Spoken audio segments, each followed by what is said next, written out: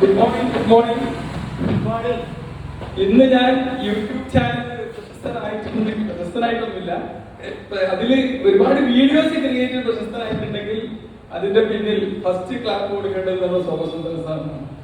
ഒരു ദിവസം ഞാൻ എന്നെ വേദിയിലേക്ക് പ്രസംഗിക്കാൻ വേണ്ടി വിളിച്ചു. വളരെ പ്രസംഗിക്കാൻ വേണ്ടി ഒരുപാട് കണ്ടൻസ് ഒക്കെ ഇങ്ങനെ പ്രിപ്പയർ ചെയ്ത് വന്ന് വേദിയിലേക്ക് വിളിച്ചു കഴിഞ്ഞപ്പം എന്റെ കാൽമുട്ടുകളൊക്കെ വെക്കാൻ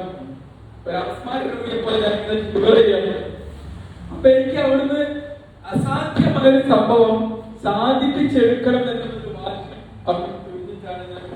ഇങ്ങനെ പോകുന്ന സമയത്ത് പബ്ലിക് സ്കൂളിലെ ഒരു പരസ്യം കാണുന്നു. അന്ന് എല്ലാവർക്കും പരസ്യങ്ങൾ ഉണ്ടാകും. കോഴിക്കോട് അങ്ങാടിയിൽ മുഴുവനും കാണാൻ പറ്റുന്ന ഒരു പരസ്യമാണ് ഏഷ്യാനെറ്റ് പബ്ലിക്. അതിങ്ങനെ നമ്മുടെ കണ്ണുകൾക്ക് ഇങ്ങനെ ആ നമ്പറൊക്കെ ഇങ്ങനെ റിഫ്ലക്ട് ചെയ്ത് കാണും. അപ്പം തന്നെ ഞാൻ വിളിച്ചു, എനിക്ക് പ്രസംഗം പരിശീലിക്കണമെന്ന്.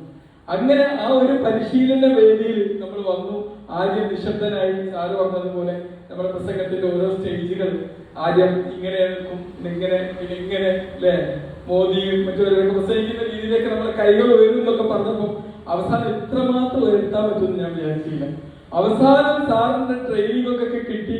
അവസാനം ആയപ്പോഴേക്ക് കേരള കൗമുദിന്റെ ഓപ്പോസിറ്റ് ആണ്. നമ്മളെ പ്രസംഗിക്കാൻ തുടങ്ങിയാൽ അവസാനം ഡോറ് കുറ്റിയിടേണ്ടി വന്നു. കാരണം ഈ പ്രസംഗത്തിന്റെ ഈ സ്റ്റേജ് കൂടി ഹൈ ലെവലിൽ എത്തിയപ്പോഴേക്ക് എന്തായി, പുറത്തു നിന്ന് അവിടെ ചുറ്റുള്ള മറ്റു ആൾക്കാർക്ക് അവിടെ നിൽക്കാൻ പറ്റാതെ അല്ലേ സാർ? ഓർമ്മല്ലേ? ആൾക്കാർക്ക് എന്തോ സംഭവിക്കുന്നത് അറിഞ്ഞിട്ട് ഭൂകമ്പം ഉണ്ടായോ എന്ന് ചോദിച്ചിട്ട് ഓടി വന്ന് ഓർമ്മല്ലേ? അപ്പൊ നമുക്ക് പറ്റാത്തത് പറ്റിച്ചെടുക്കാൻ നേടിയെടുക്കാൻ പറ്റും എന്നുള്ളതാണ്. അത് നമുക്ക് എന്തായാലും തീർച്ചയായിട്ടും നമുക്ക് അതിനു വേണ്ടിയുള്ള പരിശീലനം ആവശ്യമാണ്.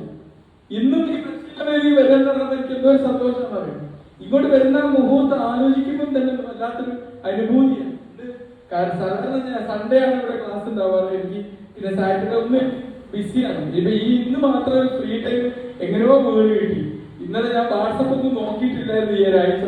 അപ്രതീക്ഷിതമായി ഒന്ന് വാട്സപ്പ് നോക്കിയപ്പോ നമ്മുടെ ഏഷ്യാനെറ്റ് പബ്ലിക് സ്കൂളിന്റെ അവിടെ ഇന്ന് ക്ലാസ് ഉണ്ട് എന്ന് പറഞ്ഞപ്പോ ഞാൻ വേഗം ബാക്കിയെല്ലാം ഞങ്ങൾ വേറെ ഫ്രണ്ട്സൊക്കെ വന്ന് കറങ്ങാൻ പോകുന്ന വിചാരിച്ച ദിവസമാണ്. അപ്പൊ ഞാൻ പറഞ്ഞ ആ കറക്കൊക്കെ മാറ്റി വെച്ച് ഞാൻ ശ്രീജിത്തിനെ വിളിച്ചിട്ടേ സാറിനെയും വിളിച്ചു. അപ്പൊ അങ്ങനെ വന്നു എന്നുള്ളത്. തീർച്ചയായിട്ടും പ്രസംഗം എന്ന കല അത് നമ്മൾ അഭ്യസിച്ചേ പറ്റുള്ളൂ. നമ്മളെ കമ്മ്യൂണിക്കേഷൻ സ്കില്ല്. ഉദാഹരണത്തിന് നമ്മളെപ്പോഴും പ്രസംഗിച്ചുകൊണ്ടിരിക്കുക. നമ്മളിവിടെ വന്ന് പരസ്പരം കൈവയ്ക്കുമ്പോൾ നമ്മൾ പ്രസംഗിക്കുന്നതാണ് അല്ലേ സാറേ? അല്ലെ? അപ്പൊ നമ്മൾ ഒരു വ്യക്തിയോട് സംസാരിക്കുന്ന രീതിയിൽ സമൂഹത്തോട് സംസാരിക്കുന്ന ഒരു അവസ്ഥയിലേക്ക് വന്നപ്പോൾ എനിക്ക് ആ പ്രസംഗം പിന്നീട് ഒരു പ്രശ്നമല്ലാതായി. അല്ലെങ്കിൽ മുട്ടുപെറുക്കായിരുന്നു. അതിനുശേഷം എത്രയോ ക്ലാസ്സുകൾ തുടങ്ങി, ഇതൊക്കെ തുടങ്ങി. പിന്നെയാണ് നമ്മൾ ടെക്നോളജിയോട് എനിക്കൊരു പാഷനാണ്. ഈ ടെക്നോളജിയും ഒരു പാഷനാണ്. എന്നാൽ ഫിലോസഫി എന്നിലൊരു ഫിലോസഫർ ഉണ്ട് എന്ന് കാണിച്ചു തന്നത് സോമസുന്ദർ സാറാണ്. എന്നോട് ഒരു ദിവസം പറഞ്ഞു, കലയിലെ ഇങ്ങനെ പ്രസംഗിച്ചാൽ മാത്രം പോരാ, ജിത്തു കൃഷ്ണമൂർത്തിയുടെ കുറച്ച് സ്പിരിച്വാലിറ്റി കൂടി പറയണമെന്ന് പറഞ്ഞു സാറിനോട്. ഞാനൊന്നും നോക്കിയില്ല. അന്നത്തെ ദിവസം തന്നെ അവിടെ DC ബുക്സിലാന്ന് തോന്നുന്നു. അവിടെ പോയിട്ട് ജിത്തു കൃഷ്ണമൂർത്തിയുടെ 1-2 പുസ്തകമൊക്കെ വായിച്ചു. പിന്നെ ഞാൻ ജിത്തു കൃഷ്ണമൂർത്തി ഫാനായി മാറി. കാരണം എനിക്ക് മനസ്സിലായത് നല്ല അടിപൊളി അദ്ദേഹത്തിന്റെ ആശയങ്ങളൊക്കെ നമ്മളെ ചിന്താധാരകളിൽ നമ്മൾക്ക് ഭയങ്കരമായിട്ട് ഇൻഫ്ലുവൻസ് ചെയ്യുന്ന ഒരു അവസ്ഥയിലേക്ക് കൊണ്ടുവരുന്നുള്ളതാണ്. കാരണം പിന്നെ ഞാൻ അദ്ദേഹത്തിന്റെ ഓഡിയോ ബുക്കുകൾ ഇഷ്ടംപോലെ കേട്ടു. ഇംഗ്ലീഷില്, മലയാളത്തിൽ ഞാൻ പുസ്തകങ്ങൾ വായിക്കുകയും ചെയ്തു. അത്രയും ഇതൊക്കെ ഉണ്ടായിരുന്നു. പിന്നീട് ഈ ടെക്നോളജി കുട്ടികളൊക്കെ നമുക്ക് പറ്റൂലല്ലോ.